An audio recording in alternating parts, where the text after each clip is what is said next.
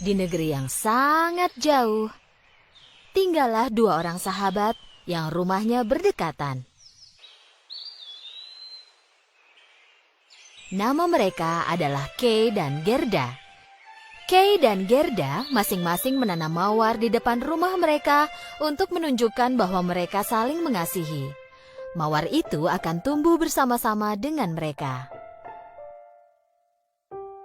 Di akhir musim gugur, musim dingin pun tiba dan kota tertutup oleh salju.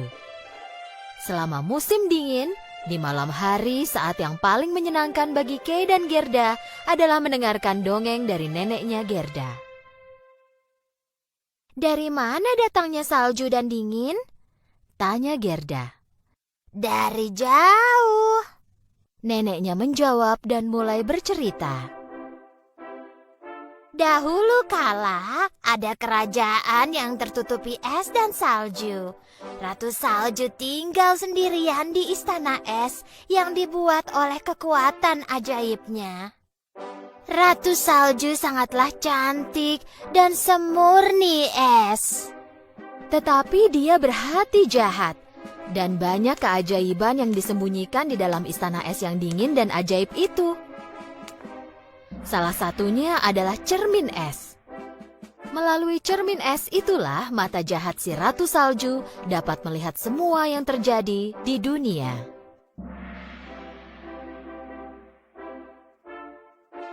Pada saat itu, Gerda melihat Ratu Salju memandangi mereka dari balik jendela.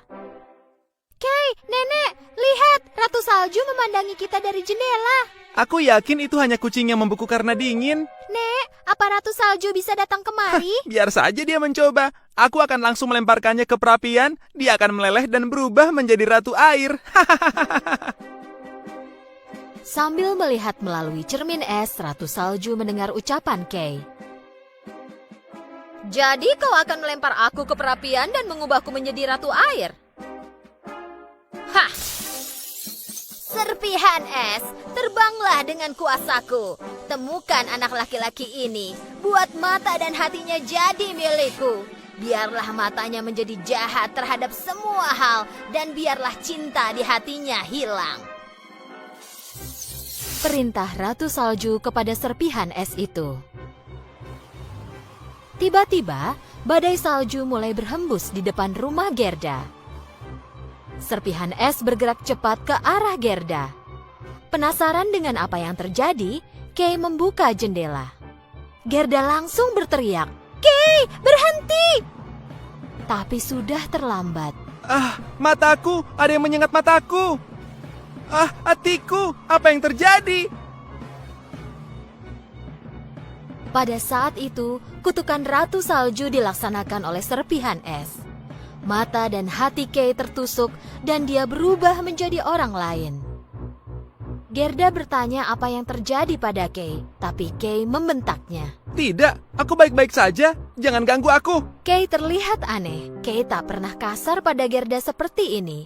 Gerda tak mengerti kenapa Kay tiba-tiba bersikap kasar seperti itu. Sikap kasar Kay berlanjut hingga keesokan paginya.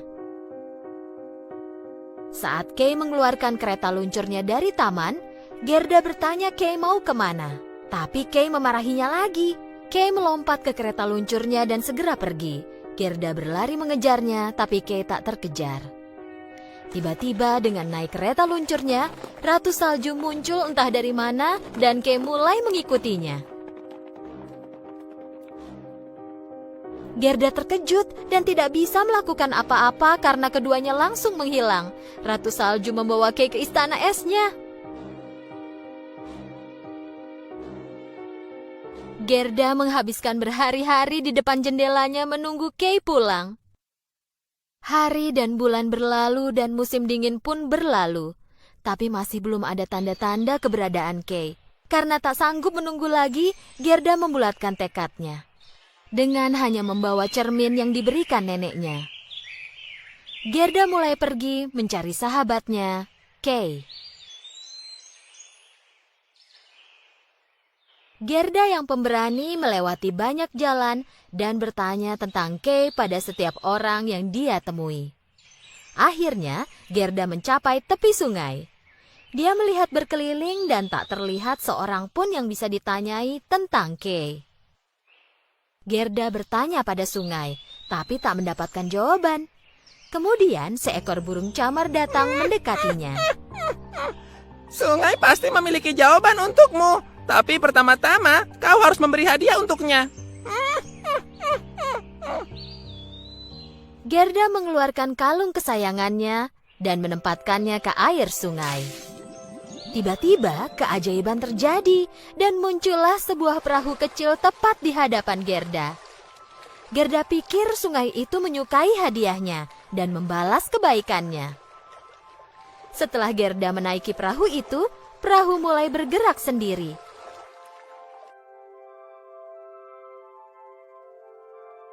Perahu itu membawa Gerda ke tepian lain di sungai itu.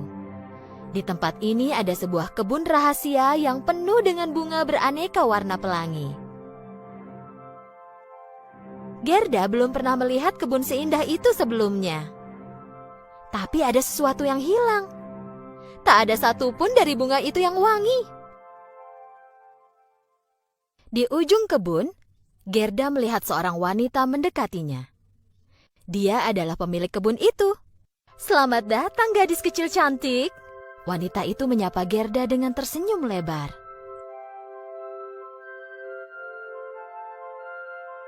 Dan tiba-tiba, Gerda sadar bahwa dia bisa menghirup aroma wangi bunga di kebunnya. "Maafkan aku memasuki kebunmu tanpa izin," kata Gerda. "Tak apa sayang, kemarilah.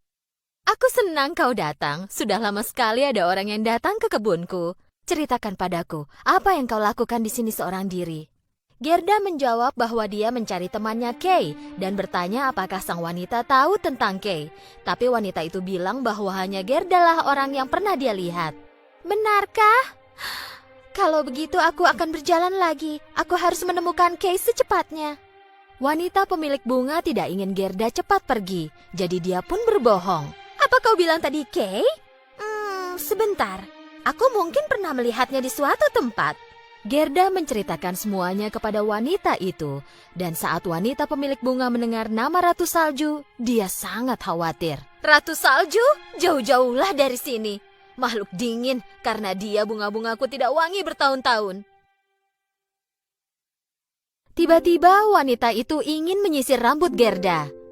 Gerda tidak mengerti alasannya, tapi wanita pemilik bunga itu bersikeras. Gerda tidak tahu bahwa itu sebenarnya sisir ajaib. Sisir ajaib itu membuat Gerda melupakan semua yang dia ketahui. Hanya rasa senangnya saja yang tetap ada. Tapi wanita pemilik bunga itu tidaklah jahat. Dia melakukan itu demi bersenang-senang. Saat terbangun dari tidurnya yang indah, Gerda tidak ingat apapun.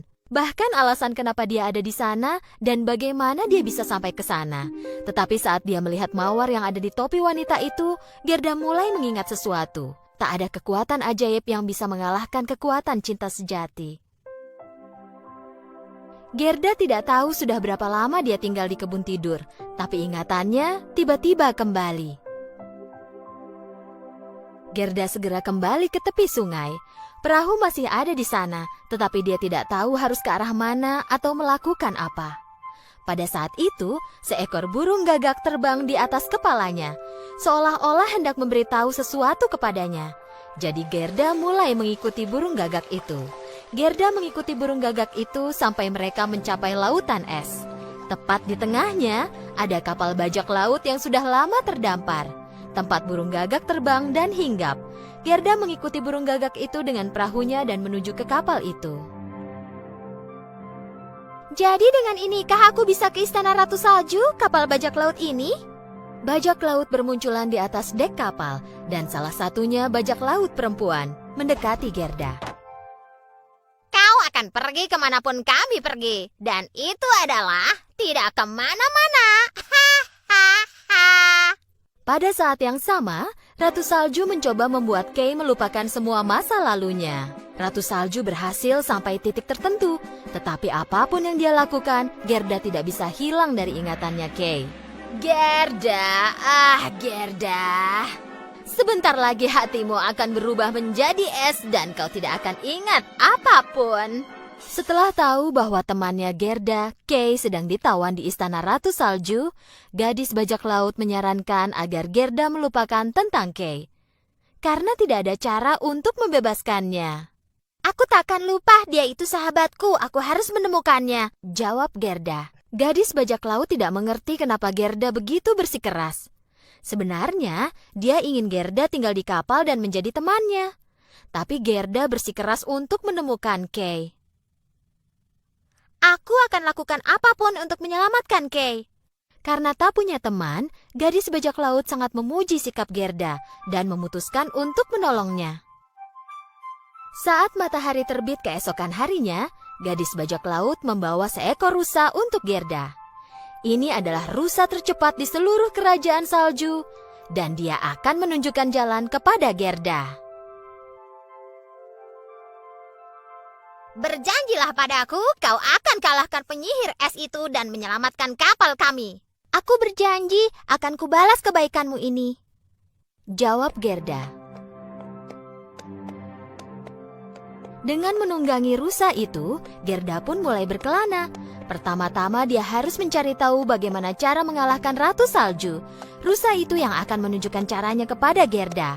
Setelah perjalanan yang panjang, mereka tiba di Kutub Utara.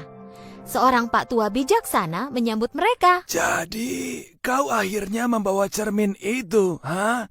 Gerda tak mengerti bagaimana pak tua itu tahu tentang cerminnya. Tapi Gerda tahu bahwa dia datang ke tempat yang benar. Jadi dia mengeluarkan cerminnya dan menunjukkannya kepada pak tua itu. Aku harus mengalahkan Ratu Salju dengan ini? Ini adalah cermin ajaib. Dia menunjukkan kebenaran sejati. Bahkan jika kebenaran itu tersembunyi. Dalam sekali. Karena tak ada yang lebih kuat dari cinta sejati, kekuatan sejati yang ada pada kita semua adalah cinta. Gerda tahu siapa Ratu Salju itu sebenarnya, berkat Pak Tua bijaksana.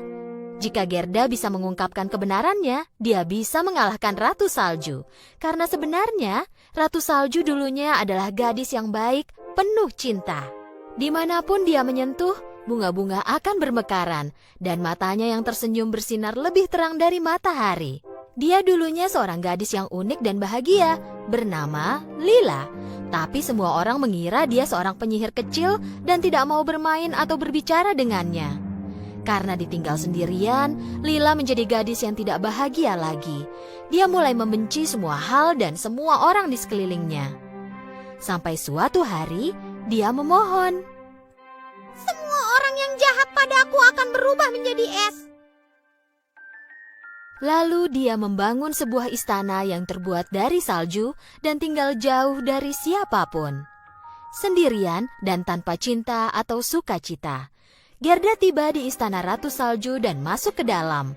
Dia melihat Kay di salah satu sudut sedang membuat patung es. Kau di sini, aku menemukanmu. Kay, ini Gerda. Kau ingat aku? Kay melihat Gerda, tapi tidak mengenalinya. Hahaha, hatinya sama seperti semua yang ada di sini, telah berubah menjadi es. Gerda tidak memedulikan ucapan Ratu Salju. Lepaskan dia, dia itu milikku. Aku akan mengubahmu menjadi es juga. Tidak, kau takkan berhasil. Kay, aku mencintaimu. Kay pelan-pelan mulai ingat. Gerda? Iya, aku ingat sekarang.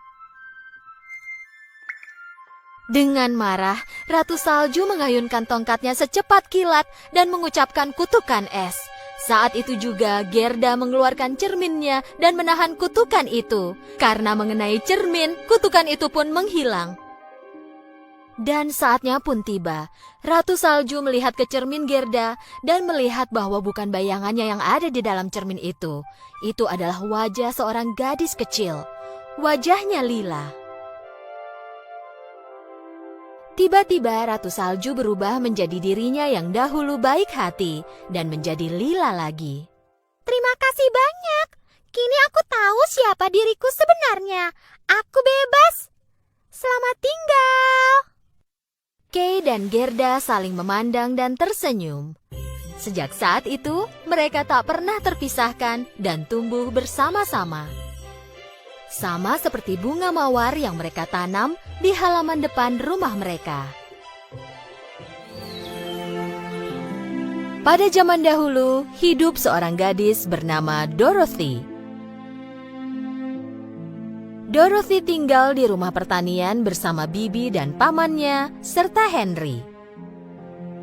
Pada hari itu, Dorothy bahkan tidak ingin bermain bersama anjingnya. Sepertinya dia merasakan ada sesuatu yang akan terjadi.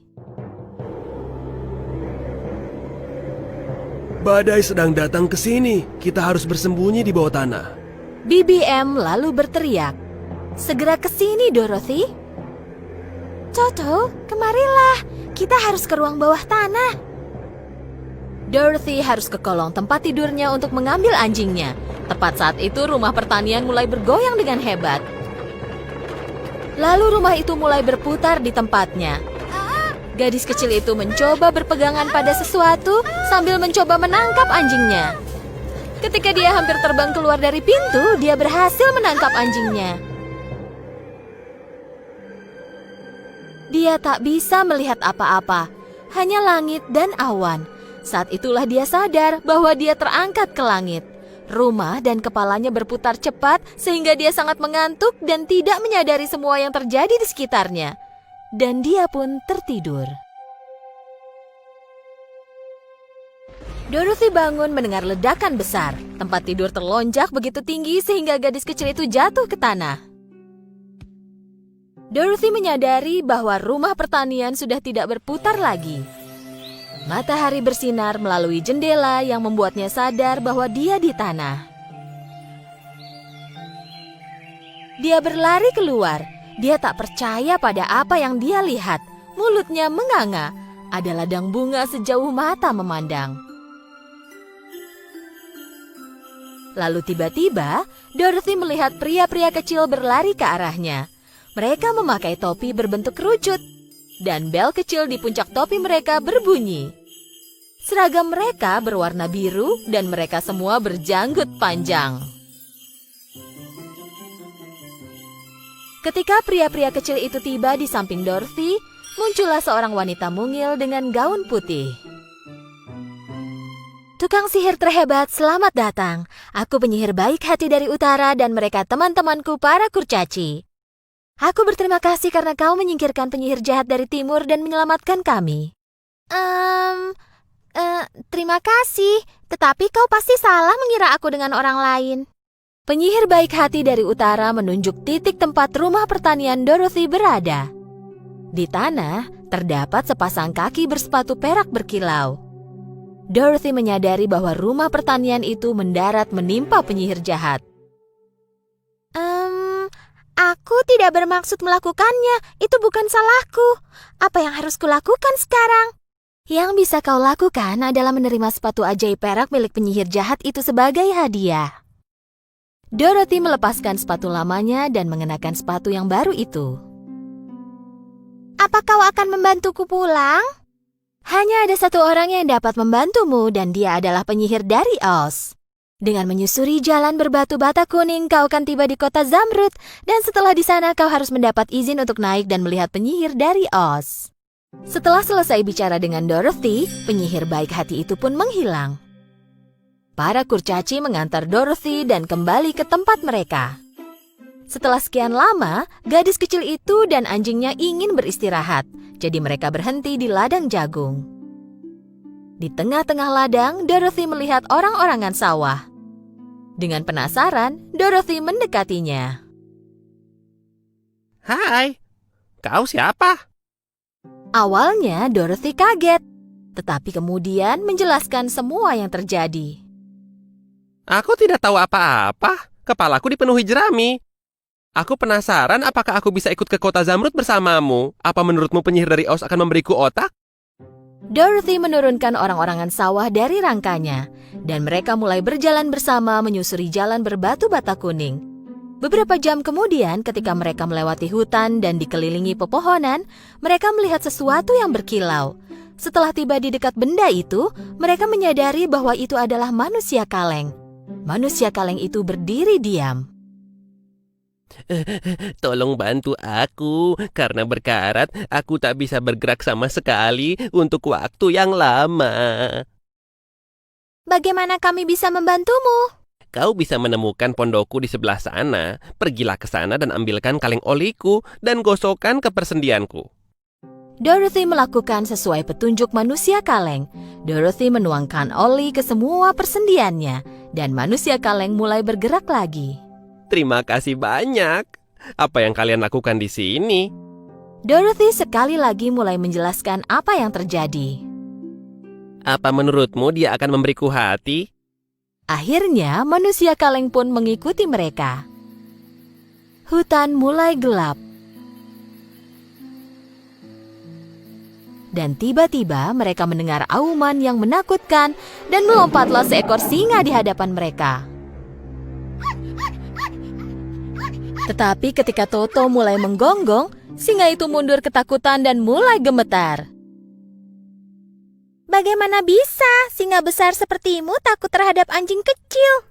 Aku tahu, aku ini pengecut. Bahkan suara perlahan pun akan membuatku ketakutan. Tunggu, jangan menangis. Biar ku beritahu, kami mencari penyihir dari Oz. Kami semua akan meminta sesuatu darinya. Mungkin dia bisa memberimu keberanian. Singa mengusap air matanya dan dengan senang hati setuju untuk pergi ke kota Zamrud bersama mereka. Mereka berjalan sebentar. Orang-orangan sawah menunjuk ke langit yang bersinar hijau. Kota Zamrud tidak terlalu jauh lagi. Tak lama kemudian, setelah berjalan beberapa jam, mereka mencapai gerbang kota Zamrud. Kami ke sini untuk bertemu penyihir dari Oz. Untuk memasuki istana, mereka harus mengenakan kacamata raksasa karena mereka bisa disilaukan oleh cahaya hijau berkilau dari kota Zamrud. Rumah, jalan, bahkan pakaian penduduknya berwarna hijau di kota Zamrud. Semua tempat terlihat berkilauan. Akhirnya, mereka mencapai istana. Dorothy yang pertama masuk untuk bertemu penyihir dari Oz. Gadis kecil itu masuk dengan ragu. Dan dia melihat sebuah kepala besar menggantung dari langit-langit di atas tahta. Akulah Oz yang hebat dan menakutkan. Siapa kau? Kenapa kau ingin menemuiku? Dan dari mana kau menemukan sepatu perak itu? Namaku Dorothy. Aku datang untuk meminta tolong. Dorothy menceritakan semua yang terjadi kepada penyihir hebat dari Oz. Penyihir dari Oz bilang bahwa dia ingin membantu Dorothy, tetapi sebagai balasannya, Dorothy harus menyingkirkan penyihir jahat dari barat. Dengan sangat frustasi, Dorothy kembali kepada teman-temannya sambil menangis, dan dia memberitahu mereka mengenai permintaan penyihir dari Oz. Mereka semua memutuskan untuk mencari penyihir jahat dari barat dan menyingkirkannya. Keesokan paginya, mereka meninggalkan kota Zamrud dan memulai perjalanan ke istana penyihir jahat dari barat. Penyihir jahat dari barat hanya memiliki satu mata, tetapi bisa melihat sangat jauh. Ketika dia melihat bahwa Dorothy dan teman-temannya mendekati istananya, dia memanggil lebah-lebah raksasanya. Sengat para penyusup itu!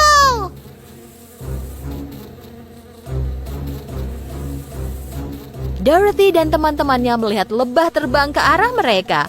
Mereka tidak punya waktu untuk kabur. Orang-orangan sawah, lindungi Dorothy, Toto, dan singa dengan jeramimu supaya lebah tidak dapat menyengat mereka.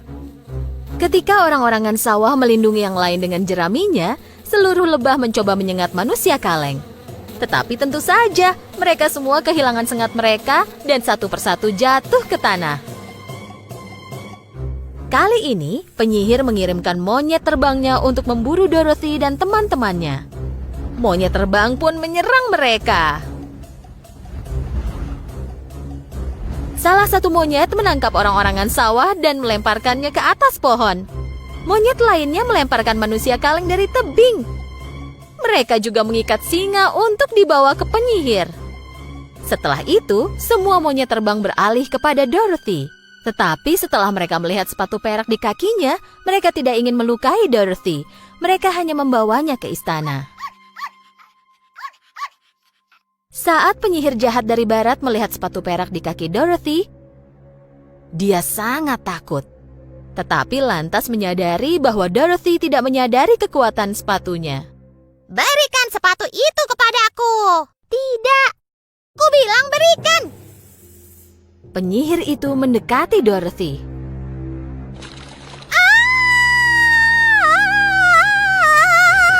Bagaimana kau bisa tahu bahwa airlah yang dapat menghancurkanku? Oh, aku minta maaf.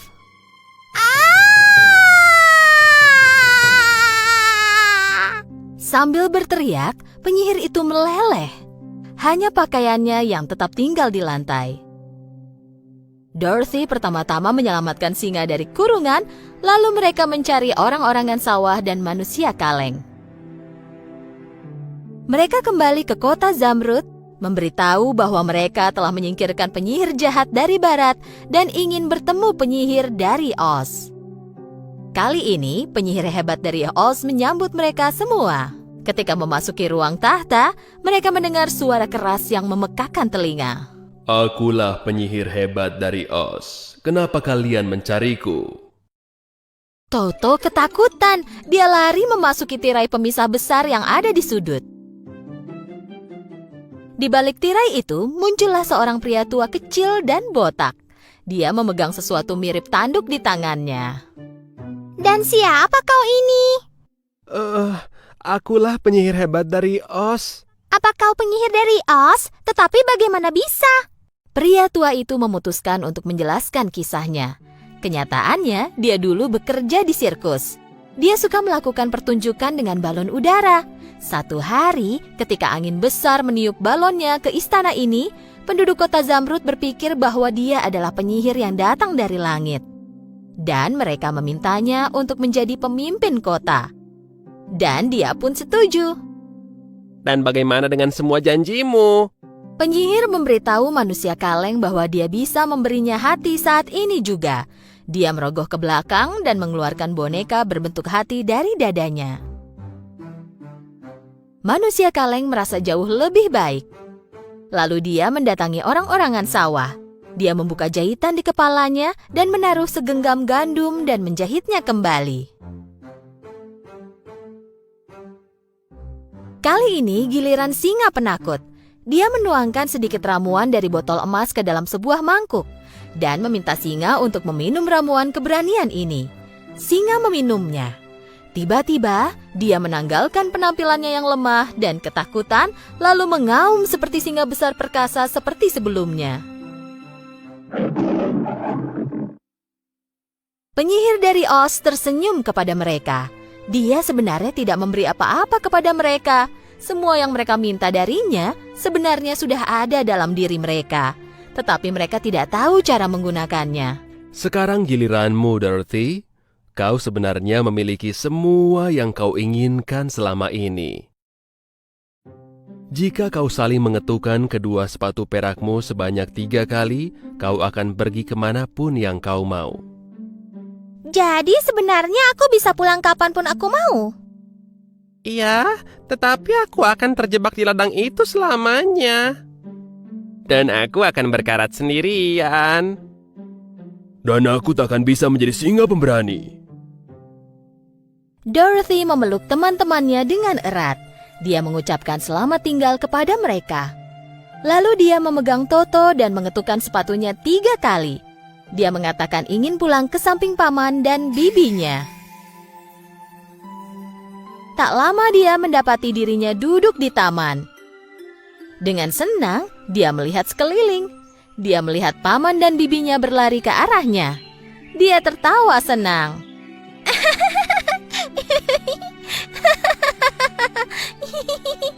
Toto, lihat, kita pulang.